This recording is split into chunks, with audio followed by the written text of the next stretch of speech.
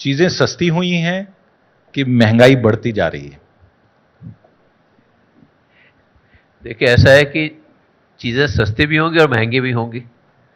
So now what we have to look at is whether uh, a movement of interest rate in a quarter is a reflection of the trend, or for a year is it a reflection of the trend?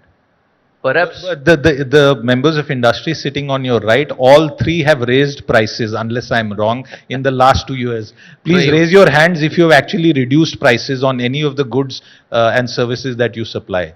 no, see, the Okay. point is So, it's eventually a circular economy. Na? If at all prices are going up, the salaries are also going up.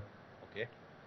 So we have to look at it in that context eventually. And well, of course, interest rate is one of the major factor when it comes to the pricing. But equally important is the supply side constraints also. So I Mr. think Kha, those supply side constraints have got addressed to a greater extent. And apart from that, the way we look at the rural economy, that also is one of the contributing factor for the prices going up or down.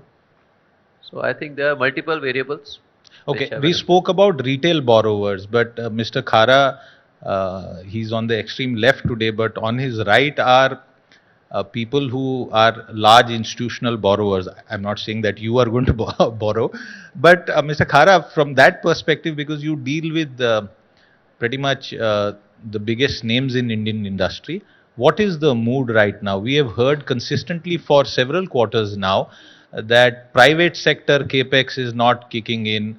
A lot of the expectation that the government has is not being fulfilled. Is that your assessment as well, sir? I would say the contrary, because last year, as per the project today, the investment commitment was to the tune of about 20 trillion.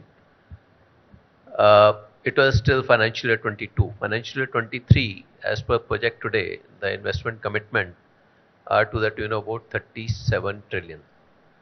And when we look at the private sector commitment, uh, up to financial year 22, we had seen it around 50%, and now it is as high as about 65%.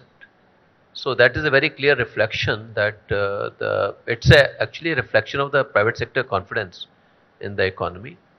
And the way I look at it is that eventually it is nothing but the demand on the ground. When the demand on the ground is strong, perhaps interest rate is not a determining factor for people to borrow. Absolutely. When we started this panel, Mr. Khara, I raised the point of how 2008 and subsequently the house of debt that collapsed in India.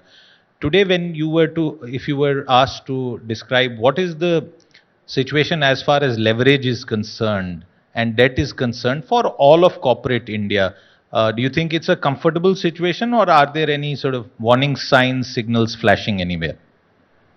I think there was a lot of learnings, and the corporates also deleveraged to a greater extent. And or alternative, they borrowed from the markets where the interest rates are zero or around zero. So I think, but overall, when we look at the overall corporate leverage, it has certainly come down. And now, I would say that we also look at what is their interest coverage ratio, and they are actually quite comfortably placed as far as the cash flows are concerned. So, the corporate delinquencies are certainly, I think, there is a partly it is attributed to the corporate behavior, more responsible behavior, and apart from that, the deleverage which has happened over the period of time. Um, I would say that we don't envisage any kind of a challenge as far as the corporate delinquencies are concerned.